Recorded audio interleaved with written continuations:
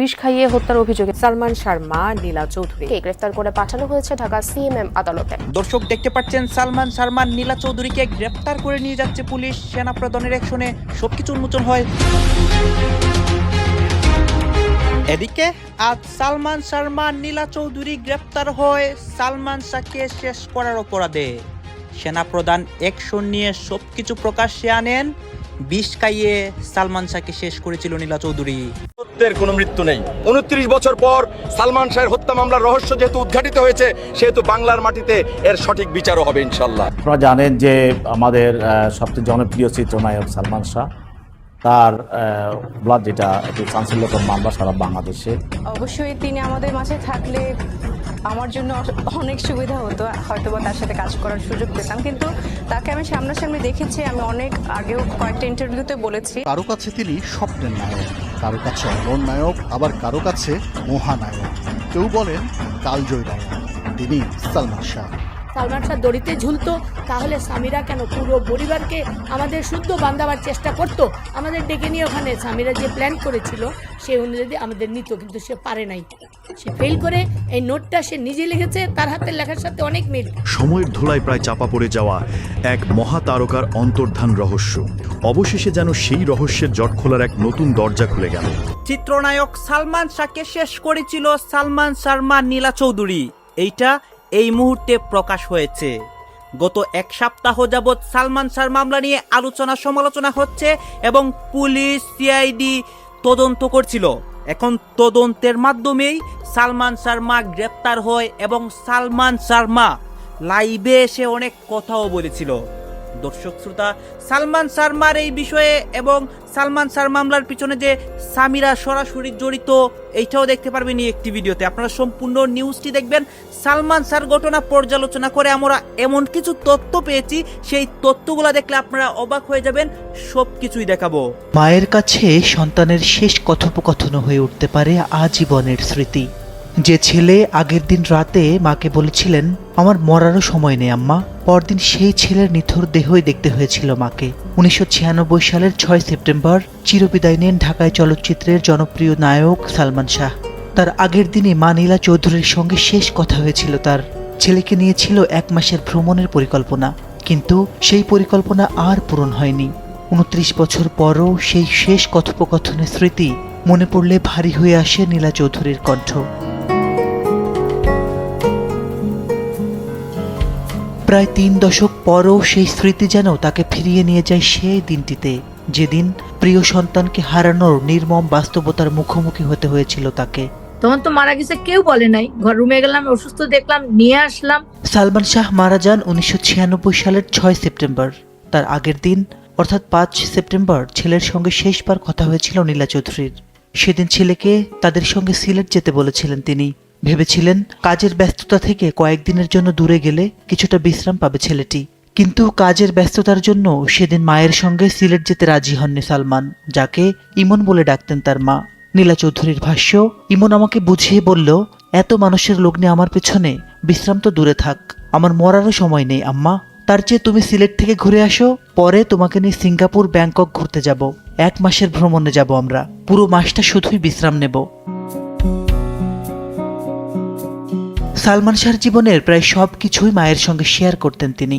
চলচ্চিত্রের কাজ থেকে শুরু করে বন্ধুদের আসা যাওয়া সবই জানাতেন মাকে। নীলা চৌধুরী বলেন, আমি সালমানের মাধ্যমে সংসারের সব কিছু জানতাম, কি করছে, কোন বন্ধুরা আসছে, কোন সিনেমা করছে, ও সবই আমাকে বলতো। মায়ের কাছে কিছুই গোপন রাখতো না, আর না বললে বুঝতে পারতাম সে মানসিকভাবে অস্থির আছে, ভালো নেই। একবার সালমানের হাতে ও পিঠে বেশ কিছু দাগ দেখে কারণ জানতে চেয়েছিলেন মা, কিন্তু কিছুই বলেননি সালমান। মায়ের দাবি, ছেলের ব্যক্তি জীবনে নানা অশান্তি ছিল, শুটিং শেষে বাসায় ফিরেও অনেক সময় মানসিকভাবে অশান্ত থাকতে হতো তাকে।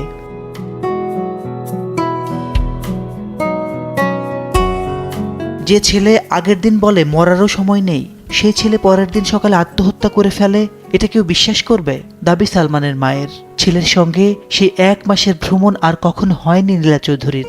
রয়ে গেছে শুধু অসমাপ্ত একটি পরিকল্পনা আর শেষ কথোপকথনের স্মৃতি। তিনি বলেন, ছেলের শেষ ইচ্ছা পূরণ হলো না, এত কিছু বলার পর কি আমি ঘুমাতে পারি?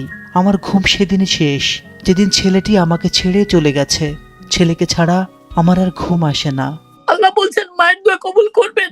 আপনারা জানেন যে আমাদের সবচেয়ে জনপ্রিয় চিত্রনায়ক সালমান শাহ, তার ব্লাড যেটা একটু চাঞ্চল্যকর মামলা সারা বাংলাদেশে।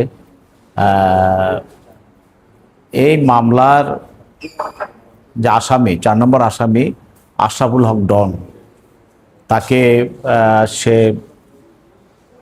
শাহজালাল আন্তর্জাতিক বিমানবন্দর দিয়ে পালিয়ে যাওয়ার সময় তাকে গ্রেপ্তার করা হয়। পরবর্তীতে তাকে বিজ্ঞ আদালতে উপস্থাপন করা হয়। তা আদালত তাকে জেল হাজতে প্রেরণ করে। আর আজকে তার পক্ষে একজন আইনজীবী এই মামলায় তার জামিনের প্রার্থনা করেন। তিনি এই জামিনের প্রার্থনায় কোনো ধরনের তার জামিনের পক্ষে কোনো ধরনের তথ্যপত্র উপস্থাপন করতে পারে নাই। সাধারণত চিরাচরিতভাবে যে সাধারণভাবে মানুষ জামিনের প্রার্থনা করে এমনই একটি দরখাস্ত দিয়েছে বা শুনানি করেছে। তা আমরা প্রসিকিউশন পক্ষে আমরা বলেছি যে এই যে আশরাফুল হক এই মামলার সে এজাহার নামী আসামি, আর এই মামলার আরেকজন আসামি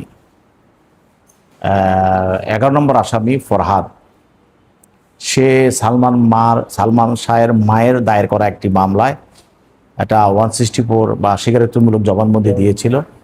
সেখানে সে টোটাল এই হত্যার ঘটনাটা বর্ণনা করেছিল এবং সেই স্বীকারোক্তিমূলক জবানবন্দিতে যে আশরাফুল হক ডন কীভাবে এই মামলায় সঙ্গে ইনভলভ ছিল সেটাও সে ব্যাখ্যা দিয়েছিল, বলেছিল। এবং ওই স্বীকারোক্তিমূলক জবানবন্দি উপরে ভিত্তি করেই এই বর্তমান যে মামলাটা সালমান মামলা, এই মামলাটা থানা রেজিস্ট্রেশন করে বা থানাতে দায়ের হয়। তো আমরা বলেছি যে সে যেহেতু মামলাটি তদন্ত অবস্থায় আছে, আর সে এই পর্যায়ে সে জামিন পেলে তদন্তে ব্যাঘাত ঘটাবে এবং তার বিদেশে পালিয়ে যাওয়ারও সম্ভাবনা আছে। তো এই মুহূর্তে তাকে জামিন দিলে মামলার তো তদন্ত সহ সকল বিষয়ে তার ক্ষতি হওয়ার সম্ভাবনা বিদ্যমান। এক পর্যায়ে তার জামিন দরখাস্ত নামঞ্জুর করা হোক। তা আমাদের বক্তব্য শুনলেন আসামি পক্ষের আইনজীবী, বক্তব্য শুনলেন বিজ্ঞ আদালত। উভয় পর বক্তব্য শোনার পর তার জামিন দরখাস্তটি নামঞ্জুর করে আদেশ প্রদান করেন। না, স্বাভাবিক একটা মামলা, সে যেহেতু এজাহার নামী আসামি, মামলাটি যেহেতু হত্যা মামলা, আর যেহেতু একটি স্বীকারোক্তিমূলক জবানবন্দি এই মামলার ঘটনার বিষয়ে আছে, এছাড়াও দর্শক, কেন আজিজ মোহাম্মদ ভাই প্রয়াত চিত্রনায়ক সালমান শাহকে হত্যায় জড়িত এই নিয়ে কোনো মোটিভ বা এতদিন পর্যন্ত কোনো সুনির্দিষ্ট তথ্য প্রমাণ ডেবির হাতে ছিল না। কিন্তু প্রয়াত নায়ক সালমান শাহ মা নীলা চৌধুরী শুরু থেকে এই অভিযোগ করে আসছিলেন। পিবিআই যখন সালমান শাহ হত্যার তদন্ত করছিল তাদের হাতেও কোনো সুনির্দিষ্ট তথ্য প্রমাণ ছিল না। কিন্তু বনানীর সেই ট্রাম্পস ক্লাবের মালিক আশিস রায় চৌধুরীর কাছ থেকে সেদিনের একটি দুর্লভ ছবি টিভির হাতে এসছে। ছবিটিতে স্পষ্ট দেখা যায় যে বনানীর সেই পার্টিতে আজিজ মোহাম্মদ ভাইয়ের সাথে সামিরা ড্রিঙ্কস হাতে বেশ অন্তরঙ্গ অবস্থায় দাঁড়িয়ে আছেন।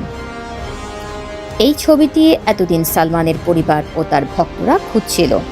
সালমানের পরিবার ও সেদিন ক্লাবে যারা উপস্থিত ছিল তাদের কাছ থেকে জানা যায় সেদিন সামিরা চিত্রনায়ক সালমান শাহ সহ বনানীর অভিজাত ট্রাম্পস ক্লাবের মাফিয়া ডন আজিজ মোহাম্মদ ভাইয়ের দেয়া এক পার্টিতে অংশগ্রহণ করেছিলেন। একটা সময় ক্লাবে আসা অতিথিরা সঙ্গী পরিবর্তন করা ডান্সে অংশগ্রহণ করেন। সেই ইভেন্টে সামিরা সালমানের সঙ্গ ছেড়ে আজিজ মোহাম্মদ ভাইয়ের সঙ্গে ডান্সে অংশগ্রহণ করেন। একটা পর্যায়ে আজিজ মোহাম্মদ ভাই সামিরার গালে চুমু দিয়ে বসেন। দূর থেকে এই দৃশ্য দেখতে পায় সালমান। দৃশ্যটা দেখার সঙ্গে সঙ্গে ঠিক তখনই সালমান এগিয়ে কোনো কিছু না ভেবে সোজা লম্পট আজিজ মোহাম্মদ ভাইয়ের গালে চড় মেরে বসেন। হঠাৎ আচমকা চড় খেয়ে আজিজ মোহাম্মদ ভাই চিৎকার করে বলেন, তুমি আর বাঁচতে পারবে না সালমান, তোমাকে আমি বাঁচতে দেব না। আর ওই টাইমে আজিজ মোহাম্মদ ভাই বলে ঠেট দিয়েছে যে সালমান তোর মৃত্যুবরণ। আর শুনছিলেন মনসুরের সাক্ষ্য, যিনি তখন সালমানের পিএ ছিলেন। সালমান হত্যার মোটিভ হিসেবে সালমানের মা নীলা চৌধুরী শুরু থেকেই বারবার একথা বলে আসছিলেন, কিন্তু সেদিনে সেই ঘটনার কোনো প্রমাণ তিনি দিতে পারেননি। কিন্তু বনানীর ট্রাম্পস ক্লাবকে ঘিরে চিত্রনায়ক সোহেল চৌধুরী হত্যার মূল আসামি 3 জন ছিলেন পাঞ্চি ইসলাম, আজিজ মোহাম্মদ ভাই ও আশিস রায় চৌধুরী। এই আশিস রায় চৌধুরী সোহেল চৌধুরী হত্যা মামলায় ছাড়া পান। ছাড়া পাওয়ার পরও সালমান হত্যা মামলায় তিনি গোয়েন্দা নজরদারিতেই ছিলেন। গোয়েন্দাদের উদ্দেশ্য ছিল আজিজ মোহাম্মদ ভাই বর্তমানে কোথায় আছেন সেটা জানা। জানা যায় সোহেল চৌধুরী হত্যা মামলায় যাবজ্জীবন কারাদণ্ডের সাজাপ্রাপ্ত হবার পর আজিজ মোহাম্মদ ভাই দেশ ছেড়ে দুবাই চলে যান। বনানীর সেই আশিস রায় চৌধুরীর ঘনিষ্ঠ এক সূত্র থেকে ছবিটি উদ্ধার করা হয় বলে জানিয়েছে ডিবি। চিত্রনায়িকা শাবনূরের সঙ্গেও আজিজ মোহাম্মদ ভাইয়ের একটি ঘনিষ্ঠ ছবি গোয়েন্দাদের হাতে এসছে। এতে আজিজ মোহাম্মদ ভাইয়ের সঙ্গে শাবনূরের ঘনিষ্ঠতা ঠিক কত দূর ছিল তা গোপনে খতিয়ে দেখা হচ্ছে। বাংলাদেশের বেশ কয়েকটি শীর্ষস্থানীয় ব্যবসা প্রতিষ্ঠানের মালিক এই আজিজ মোহাম্মদ ভাই। সাবেক রাষ্ট্রপতি এরশাদের সঙ্গে একবার ভারতীয় অভিনেত্রী রেখাকে নিয়ে তিনি দ্বন্দ্বে জড়ান। যে নারীকে একবার তার পছন্দ হয় তাকে তিনি যে কোনো মূল্যে বেড পর্যন্ত নিয়ে যান। প্রয়াত চিত্রনায়ক সালমান হত্যায় কে কোন জায়গা থেকে জড়িত এটাই এখন গোয়েন্দারা খতিয়ে দেখছেন। চিত্রনায়িকা শাবনূরের সঙ্গে আজিজ মোহাম্মদ ভাইয়ের এই ছবি গোয়েন্দাদের নতুন পরিবেশ ভাবিয়ে তুলছে এখন। তার কারণ আজিজ মোহাম্মদ ভাই হয়তো শাবনূরকে সালমান প্রসঙ্গে কোনো তথ্য দিয়ে থাকতে পারেন, অথবা আজিজ মোহাম্মদ ভাইয়ের সঙ্গে ঘনিষ্ঠতা সূত্রে শাবনূর হয়তো কোনো গোপন তথ্য জেনে থাকতে পারেন। উল্লেখ্য, কালো টাকা সাদা করার উদ্দেশ্যে সিনেমাতে লগ্নি করেন অনেকেই। আজিজ মোহাম্মদ ভাই ৯০-এর দশকে বাংলাদেশের চলচ্চিত্র ইন্ডাস্ট্রিতে একজন চলচ্চিত্র প্রযোজক হিসেবেই ছিলেন।